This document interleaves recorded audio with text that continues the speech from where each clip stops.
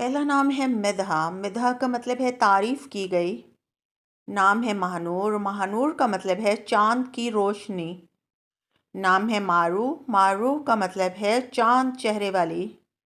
ماہین۔ ماہین کا مطلب ہے نازک چاند کی طرح۔ منیرہ۔ منیرہ کا مطلب ہے تابناک چمکتی ہوئی۔ مائرہ۔ مائرہ کا مطلب ہے اچھا کام کرنے والی۔ نام ہے مرجان۔ مرجان کا مطلب ہے چھوٹا موتی۔